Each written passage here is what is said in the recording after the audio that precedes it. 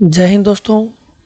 मेरा नाम है सचिन कुमार। मैं आपके साथ हाजिर हूँ इस वीडियो को लेके। इस वीडियो में हम अभी जो एमटीएस का एग्ज़ाम हुआ था उसके आंसर की आने के बाद जो हमें एग्ज़ाम पेपर मिले उनमें मैथ्स के जितने भी हार्ड क्वेश्चन हैं हम उनको डिस्कस करेंगे। ठीक है, एक वीडियो में हम 2 या 3 क्वेश्चन डिस्कस करेंगे। आपको तरीका देखना कि हम इन क्वेश्चन को कैसे अटेम्प्ट कर सकते हैं। ठीक है, तो जो फर्स्ट हमारा क्वेश्चन है ये है कि एक वस्तु के निर्माण की लागत 24,000 रुपये थी और इसकी पैकेजिंग और एक खुदरा विक्रेता को इसकी शिपमेंट पर इसका 20% खर्च किया गया था। निर्माता ने 50% का लाभ कमाया जबकि खुदरा विक्रेता ने 20% हानि पर इसे ग्राहक को बेचा। खुदरा विक्रेता ने इस वस्तु को किस मूल्य में बेचा था। अब देखो, क्वेश्चन है इजी, लैंग्वेज नहीं समझ आएगी आपको फर्स्ट रीड में। कहना क्या चाहता है, कोई वस्तु थी 24,000 रुपये की। ठीक है, अब यहाँ पे हमें आना पड़ेगा। निर्माता ने 24,000 में बनाई थी, 50% लाभ कमाया। 50 को हम कैसे लिखेंगे भी, 100 की चीज़ 150 में बेच दी, 50 ज़्यादा।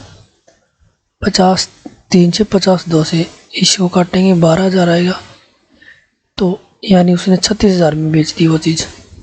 ठीक है, अब इस पे आएंगे हम। अब उसने खुदरा विक्रेता को बेच दी। खुदरा विक्रेता ने देखो क्या किया, इसकी पैकेजिंग की और इसकी शिपमेंट की, तो उसका टोटल खर्चा आया 20%। तो अब हम इसमें 20% और बढ़ा देते हैं, ऐसे बढ़ेगा। अब इतना होगा टोटल, और अब क्या इसने बेच दिया और 20% हानि पे कैसे बेचेंगे।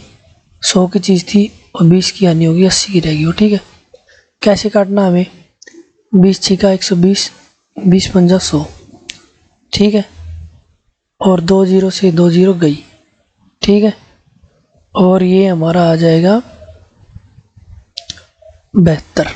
ठीक है, अब हमारा टोटल क्या आएगा, 72 गुणा 6 गुणा 80। ठीक है, तो करते हैं इसे हम। कैसे गुणा करेंगे, देखो आपको करना क्या है, एग्ज़ाम में इसका कोई शॉर्टकट मेथड नहीं है कि आप भी कैसे करोगे, लेकिन एक चीज़ है, अगर इसके लास्ट में 0 है तो ये देखो, आप जिनके लास्ट में 0 है सिर्फ ये 2 आएंगे, तो आप इन दोनों ऑप्शन को कट कर सकते हैं कि ये तो नहीं आएंगे। ठीक है, आगे क्या देखना, अब 6 दूनी 12 और 12 8 96, यानी पीछे 6 आएगा 0 के बाद, तो सिर्फ ये ऑप्शन रह गया ना हमारा, तो आंसर कौन सा आएगा हमारा, सी ऑप्शन। ऐसे हमें अटेम्प्ट करना है। तरीके तो बहुत ईजी हैं, लेकिन यहाँ तक आके और इसको कैसे जल्दी से पेपर में मार्क करना वो चीज़ देखनी है। तो देखो हमारा सेकंड क्वेश्चन क्या है, 2 पुरुष हैं ए और बी, प्रत्येक दिन में 12 घंटे अकेले काम करके किसी काम को 20 दिनों में पूरा कर सकते हैं। काम को पूरा करने के लिए यह निर्णय लिया गया कि ए और बी क्रमशः 8 और 6 प्रतिदिन एकांतर दिनों में काम करेंगे और जिसकी शुरुआत ए से होगी। यदि काम को पूरा करने में x दिन और y घंटे लगते हैं तो x और y का मान क्या होगा। क्वेश्चन की लैंग्वेज हार्ड है, थोड़ी समझने में आपको दिक्कत होगी। एक बार फर्स्ट रीड में आप सोचोगे कि डिफरेंट है। ठीक है, तो करना क्या आपको, देखो ए और बी 2 बंदे हैं हमारे पास। ठीक है, ए और बी 2 बंदे हो गए। कह रहा कि प्रत्येक दिन में 12 घंटे अकेले काम करके किसी काम को 20 दिन में पूरा कर देते हैं। तो कहने का मतलब है 12 घंटे एक दिन में काम करते हैं और 20 दिनों तक काम करते हैं ये बंदे। ठीक है, तो काम हमारा हो गया 240 टोटल काम। भाई इतना काम किया इन दोनों बंदों ने। भाई प्रत्येक जो बंदे हैं ना ए और बी, प्रत्येक दिन यानी एक दिन में 12 घंटे काम करके किसी काम को 20 दिनों में पूरा करते हैं, ये मतलब इसका। प्रत्येक दिन का मतलब है एक दिन में 12 घंटे काम करके। ठीक है, देन आगे चलते हैं। काम को पूरा करने के लिए ये बताया था मैंने, जैसे ए पहले आपन ने ये मान लिया कि एक बंदा एक काम कर रहा है 1 घंटे में, ये हमने मानना पड़ेगा स्टार्टिंग में ही।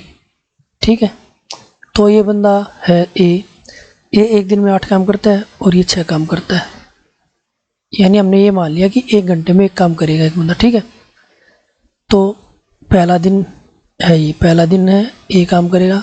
दूसरा दिन आया तो बी काम करेगा 6। तो 2 दिन में काम हमारा कितना हो गया 14।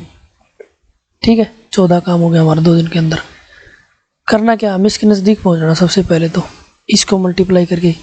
तो इसको कितने से मल्टीप्लाई करें, अपन इसको कर लेते हैं एक बार 16 से कर लेते हैं, चलो ठीक है। फिर इधर भी 16 से करना पड़ेगा, तो ये 32 हो गया। और इधर 16 से करेंगे, 16 चौके 64, 16 कम 16 और 6 हमारा हो गया 22। ठीक है, देन अब 33वां दिन आया, नंबर किसका आया, ए का। 8 काम कर दिया, इसमें 8 जोड़ेंगे, कितना काम हो गया हमारा 232। अब 34वां दिन आ गया, नंबर किसका आया हमारा बी का। 6 काम कर दिया इसने, तो 38 हो गया, इसमें 6 ऐड हो गया था। अब रह गया हमारा 2 काम।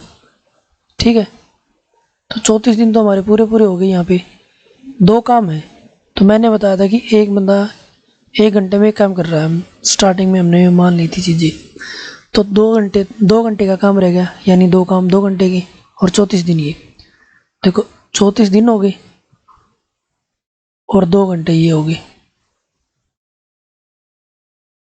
तो इसका ऑप्शन डी ऑप्शन इसका आंसर होगा सही। ठीक है, इस क्वेश्चन को ऐसे अटेम्प्ट करना था। एमटीएस एग्जाम में जो भी क्वेश्चन आए थे, मतलब ट्रिकी क्वेश्चन लगा लो आप, लैंग्वेज थोड़ी अलग थी, और उनको पेपर में कैसे अटेम्प्ट करना है वो मैं आपको चीज़ें बताऊंगा। ठीक है, नेक्स्ट क्वेश्चन देखेंगे हम अब। तो हमारा नेक्स्ट क्वेश्चन है, एक संकट के कारण राज्य ए से कुछ लोग राज्य बी में चले गए। इसी प्रकार दूसरे राज्य की जनसंख्या में 19.96% की वृद्धि होगी। हालांकि बाद में वे जो लोग ए में वापस आ गए जो बी में गए थे, तो हमें गणना कर रहे हैं कि राज्य बी की जनसंख्या में कितने प्रतिशत की कमी हुई।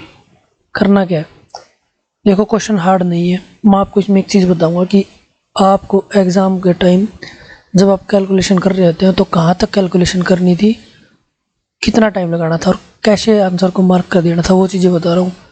मैं ये नहीं कह रहा कि क्वेश्चन बहुत हार्ड है, क्वेश्चन ईजी है, लेकिन कैलकुलेशन का इसमें एक चीज़ है कि आपको वो चीज़ पकड़नी थी और उसको आपको मार्क कर देना था उसी टाइम। ठीक है, वो चीज़ क्या है, देखो ए हो गया हमारा, ये बी हो गया राज्य।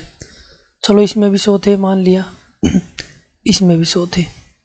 क्या हुआ कि बी में चले गए और 19.96% की वृद्धि होगी। तो इसका मतलब क्या हो गया, इसमें से बंदे 19.96 इसमें आ गए। ठीक है, तभी तो इतनी वृद्धि हुई ना, 100 पे इतनी। तो टोटल हमारे कितने हो गए 119.96। अब ये बंदे निकल के इसमें चले गए वापस, और इसमें पूछा कितनी कमी हुई, ये 19.96। ठीक है, तो करना क्या है हमें, देखो 19.96 डिवाइड बाई 119.96 इंटू में 100, ये फाइंड आउट करना था। मैटर ये नहीं है कि ये मेरे को बताना था आपको ऐसे होगा, ये तो आपको भी पता है, लेकिन जो चीज़ मैंने आपको मेरे को बतानी है वो अब आएगी। ठीक है, कि आपको कैलकुलेशन कैसे करनी थी मैं वो बता रहा हूँ। ठीक है, तो देखो आप करना क्या है, पॉइंट से पॉइंट गया, अपन इसको भूल जाते हैं। ठीक है, अब इसको लिखो 1996 और 00। ऐसे हमने भाग पहले भी किए हैं, मतलब हम छोटी क्लासेस में थे तब किए, तो ये चीज़ें बड़ी यूजफुल हैं अगर हम इनका यूज़ अच्छे से करें तो। ठीक है, तो हम यहाँ पे लिख लें 119.96। सबसे पहले तो 1 पे जाएगा, हमें दिख रहा है कि भाई 119.96 है, और 10 में से 6 गए 4, 15 में से 9 गए 6, 18 में से 9 गए 9। ठीक है, और 8 में से गए 7, एंड दें ये 0। अब क्या करना था आपको, अब ये 11 है, आप ये देखो 7 से करोगे 11 7 77, लेकिन पीछे से भी करोगे आप इसको भाग, 55 आएगा और 77 में 5 जुड़ जाएगा 82, यानी 82 हो जाएगी वो चीज़। तो ये 79 से अब वो चली जाएगी। ठीक है, ये 11 से 88 आ जाएगा पहले, ये फिर इससे ऊपर, ये भी नहीं है, ये भी नहीं है। अगर ये नहीं है तो ये भी नहीं हो सकता और ये भी नहीं हो सकता, क्योंकि इससे तो छोटा होगा।